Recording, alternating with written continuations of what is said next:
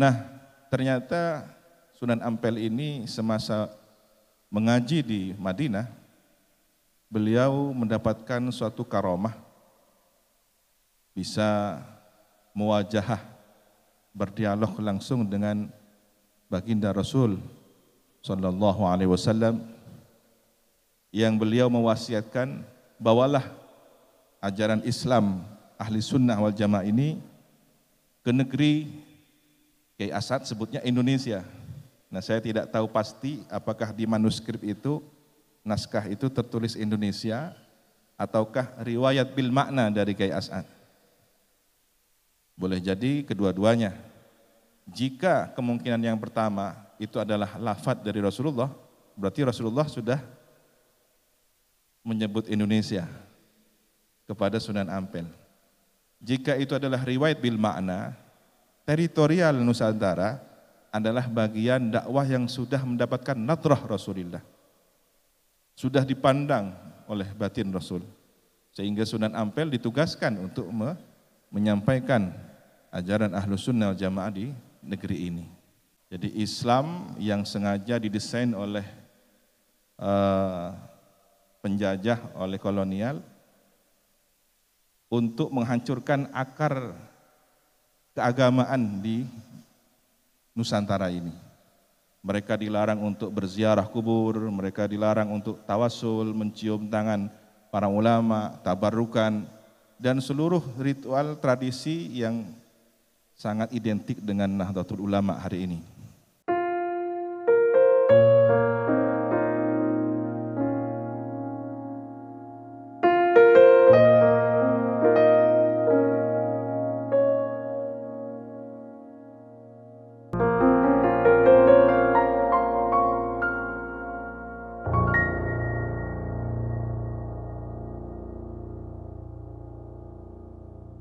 Hadirin dan tamu undangan yang saya hormati, selanjutnya pengajian umum sekaligus pembukaan ngaji kitab rutin bulanan pengurus wilayah Nahdlatul Ulama Nusa Tenggara Barat kepada Al-Alim Al-Allamah Kiai Haji Raden Ahmad Az-Zaim Ibrahimi kami persilahkan. Sallu ala Nabi Muhammad. Sallu alaihi.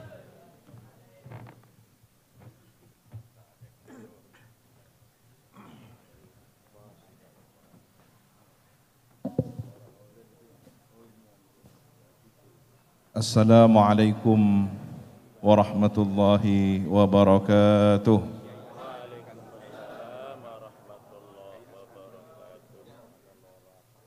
Bismillahirrahmanirrahim.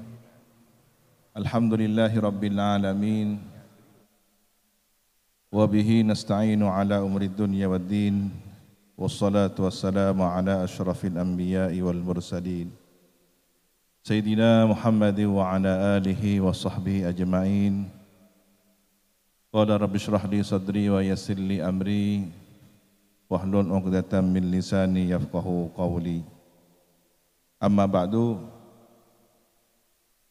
Hadratal muhtaramin, para alim, para guru besar, para tuan guru, seluruh jajaran pengurus wilayah Nahdlatul Ulama Nusa Tenggara Barat,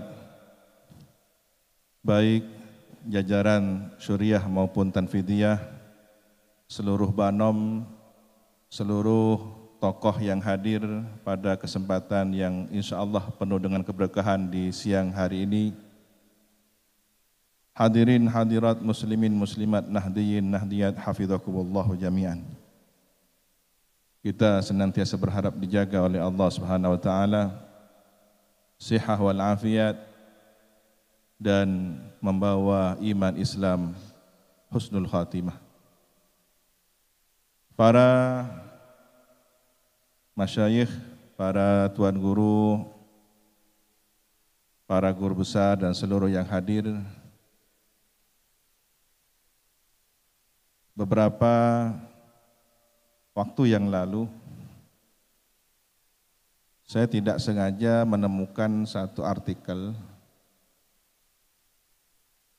tentang manuskrip naskah kuno yang tertulis tahun 1719.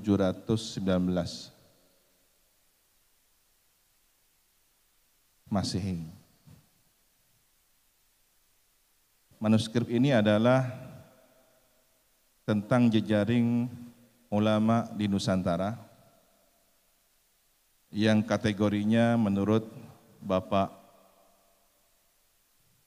Guruta Ahmad Baso, kategori manuskrip atau naskah Bali Lombok.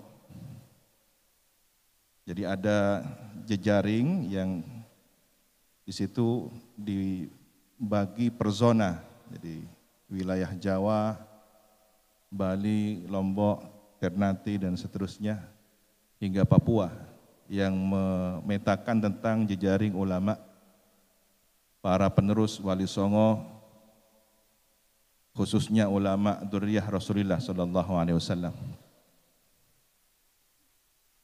Yang cukup menarik kita pada kesempatan hari ini adalah tentang kegelisahan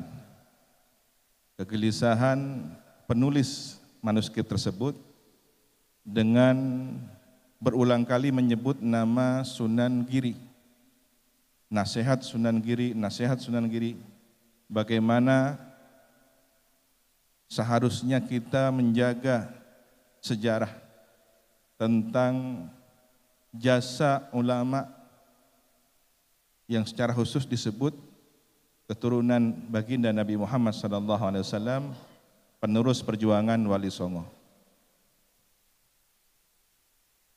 Di sini kami dapat membaca bahwa jejaring itu sudah terbangun sejak lama, yang kemudian dikokohkan, dilanjutkan kembali di era Hadratus Syekh Kiai Hasyim Asy'ari. Bagaimana beliau sangat rajin murasalah, koresponden dengan para tuan guru, para ulama di sini. Dan tidak heran kalau kemudian di Pulau Lombok ini warga NU-nya cukup banyak, karena memang dari sejarah panjang tersebut kita bisa kembali membaca hubungan ruhani, hubungan tidak hanya secara tertulis, tapi kami yakin beliau adalah seorang arif billah, para wali Allah, kekasih Allah yang saling terhubung ruhani mereka. Dan keberkahannya kita rasakan pada hari ini. Alhamdulillah. Apa yang menarik dari manuskrip tersebut?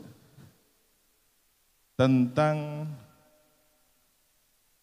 boleh dikata kong kali kong atau konspirasi antara neo-feudalisme dengan kolonial waktu itu untuk menghapus sejarah perjuangan para ulama pewaris perjuangan Wali Songo dzurriyyah Rasulillah.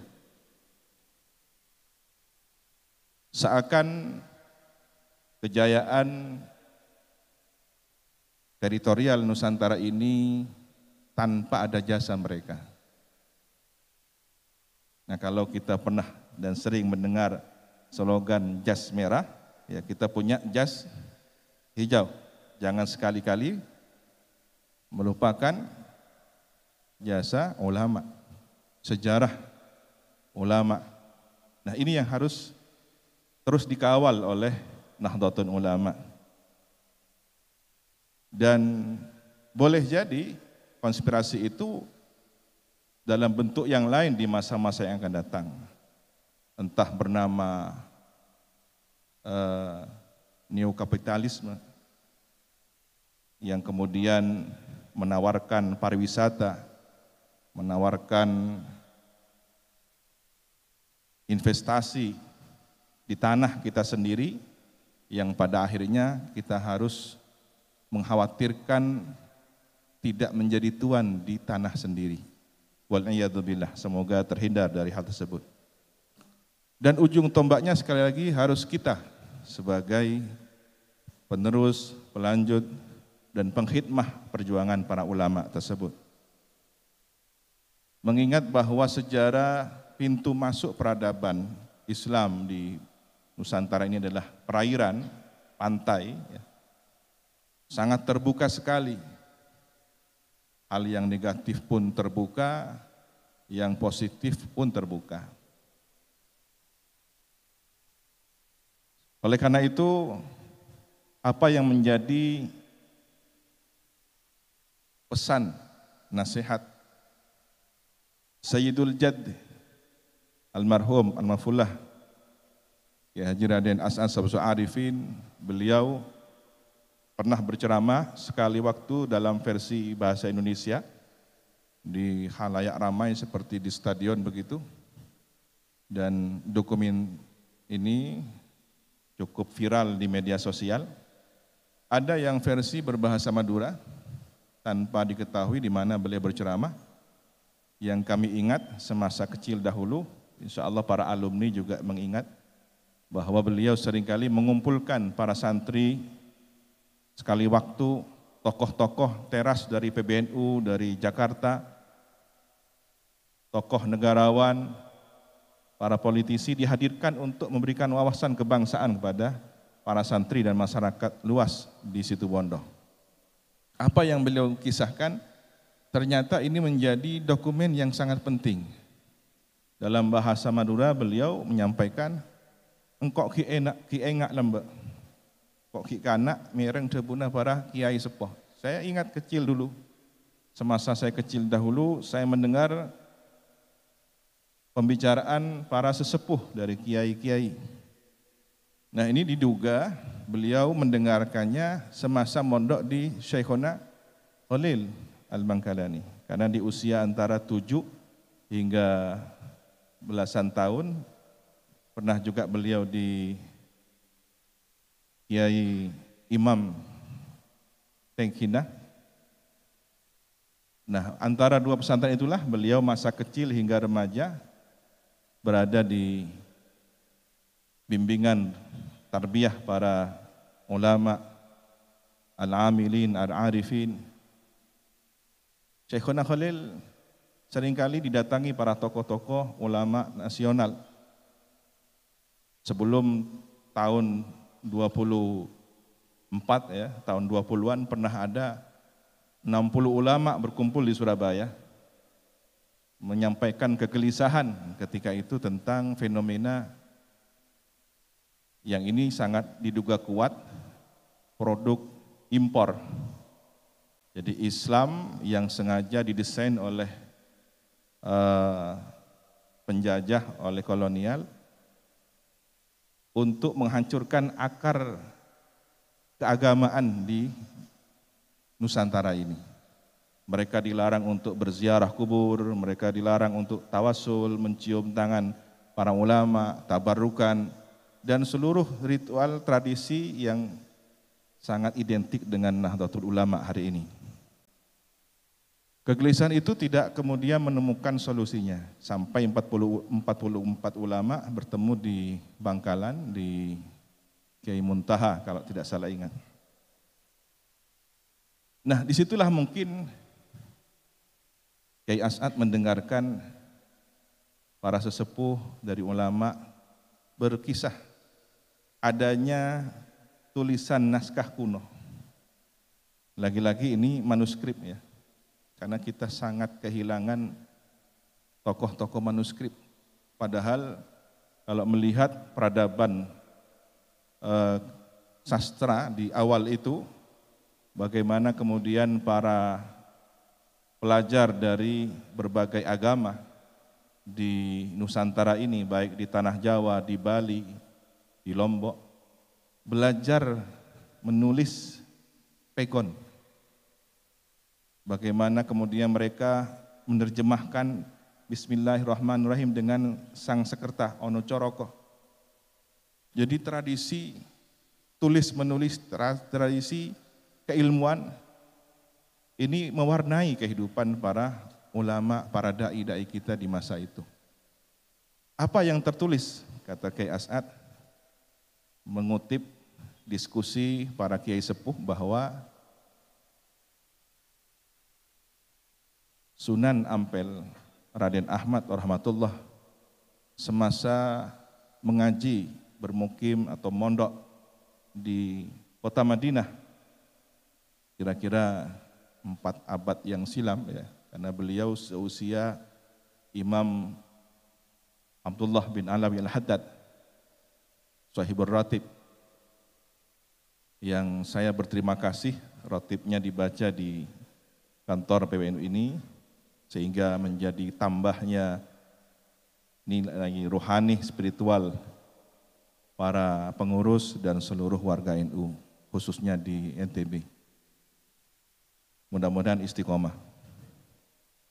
Nah, ternyata Sunan Ampel ini semasa mengaji di Madinah, beliau mendapatkan suatu karomah, bisa muwajahah, berdialog langsung dengan baginda Rasul Sallallahu Alaihi Wasallam, yang beliau mewasiatkan, bawalah ajaran Islam ahli sunnah wal jamaah ini ke negeri Kiai Asad, sebutnya Indonesia. Nah, saya tidak tahu pasti apakah di manuskrip itu, naskah itu tertulis Indonesia ataukah riwayat bil makna dari Kiai Asad. Boleh jadi kedua-duanya. Jika kemungkinan yang pertama itu adalah lafadz dari Rasulullah, berarti Rasulullah sudah menyebut Indonesia kepada Sunan Ampel. Jika itu adalah riwayat bil makna, teritorial Nusantara adalah bagian dakwah yang sudah mendapatkan nadrah Rasulullah, sudah dipandang oleh batin Rasul, sehingga Sunan Ampel ditugaskan untuk menyampaikan ajaran Ahlus Sunnah wal Jamaah di negeri ini. Oleh karena itu, merawat ajaran yang telah disampaikan oleh para sunan, para wali songo ini, hingga diteruskan oleh para ulama, para kiai, tuan guru, hampir di seluruh pelosok negeri ini, adalah amanat baginda Rasulullah Sallallahu Alaihi Wasallam. Dan itu adalah dalil, adalah hujjah. Ada 4 riwayat hadis tentang melihat Nabi. Ya, man ra'ani faqad ra'ani, man ra'ani fil manam faqad ra'ani fil yaqadah, dan beberapa riwayat lainnya yang menyatakan bahwa akurasi dari validitas tentang hadis melihat Nabi ini adalah benar.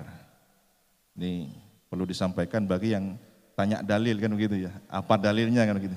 Kalau yang hadir ini insya Allah tidak perlu dalilnya. Karena ulama kita sudah dalil. Tuan guru kita sikapnya saja sudah dalil. Tapi ini sebagai hujah kita bahwa apa yang menjadi catatan manuskrip itu ternyata memiliki dalil yang kuat.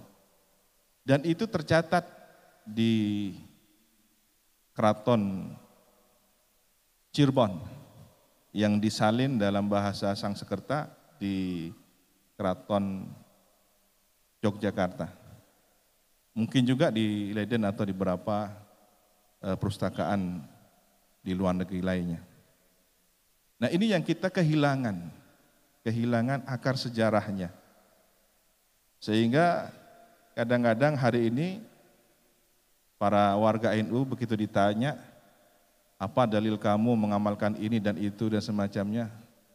Ya karena kita tidak biasa membantah dan tidak terbiasa panjang lebar tentang dalil, ya sudah ikut tuan guru, ikut kiai. Yang itu mudah diancam, mudah dipatahkan oleh mereka sedikit-sedikit dengan dalih kullu bid'atin dhalalah. Padahal mungkin ya hafalnya hanya hadis itu saja kan gitu. Tetapi bisa menghabisi kader-kader muda kita yang lemah. Nah, ini titip. Mudah-mudahan sejarah ini bisa dibukukan dengan baik dan terus disampaikan. Saya tidak bosan-bosan di berbagai forum ke-NU-an untuk menyampaikan kisah ini. Nah, Kiai As'ad juga pernah menyampaikan di hadapan para santri tentang kalimat khittah ma'hadiyah. Jadi beliau tidak hanya mempopulerkan khittah NU yang kembali kepada khittah di mana telah pernah dituliskan oleh Hadratus Syekh dalam risalah Ahli Sunnah wal Jamaah. Beliau dengan tulisan tangannya sendiri menuliskan Khittatus Salaf.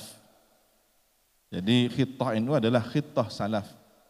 Kembali kepada ajaran salafus saleh. Sahabat, tabi'in, ya, tabi'in yang seluruhnya bersumber dari baginda Nabi Muhammad SAW. Maka kitalah yang seharusnya lebih bangga menyebut salaf, bukan yang membawa-bawa nama manhaj salaf, kan begitu. Biasanya yang suka mengaku-ngaku bukan pemiliknya, tetapi yang biasa-biasa yang justru mengamalkannya. Kitalah yang mengikuti manhaj salaf. Kitalah yang seharusnya bangga dengan ajaran para masyayikh kita, ulama kita telah bersanad silsilah keilmuan akidah kita kepada para salafus saleh. Alhamdulillah. Ikhtitam sebagai penutup bahwa catatan sejarah ini harus diabadikan, didokumentasikan dengan baik. Manuskrip ini harus terawat, ya. Dan di Indonesia masih sedikit tokoh pakar manuskrip, masih sedikit yang serius membidangi tentang persoalan naskah-naskah kuno ini. Alhamdulillah beberapa pesantren sudah merintis kajian-kajian manuskrip tersebut. Dan seharusnya Lombok ini juga punya ada pengkayaan keilmuan yang berasal dari manuskrip, karena ternyata tercatat tadi naskah kuno Bali Lombok mencatat peristiwa tentang konspirasi antara kolonial Belanda dengan neo feodalis di zaman itu, tahun 1719. Kenapa kita harus kembali kepada sejarah? Karena akalnya semesta ini adalah sejarah. Kalau kita ingin karakter seseorang mengetahui, kita kan perlu melihat kurikulum vitae-nya. Dia sekolah di mana, pendidikannya di mana, sepanjang sejarah dia, riwayat akademiknya dapat kita baca. Ya. Sehingga apakah nanti akan menjadi pengurus NU yang benar NU, atau pernah mau jadi Muhammadiyah tapi gagal kan gitu ya. Nah, ini. Untung tidak terungkap ya kurikulum vitae-nya. Alhamdulillah. Diselamatkan oleh NU ini. Ya. Begitulah pentingnya kita melihat akal sejarah dari catatan-catatan naskah para ulama kita. Oleh karena itu, kita seharusnya berbangga, bersyukur atas nikmat ajaran yang telah diwariskan dari para masyayikh kita, muassis Jamiah Nahdlatul Ulama ini. Teruslah kita mengkaji kitab-kitab beliau, dan hari ini informasinya akan dimulai pembukaan pengajian kitab. Kitabnya belum ditentukan.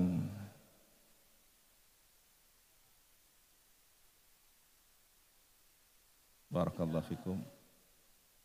Nah, Masya Allah.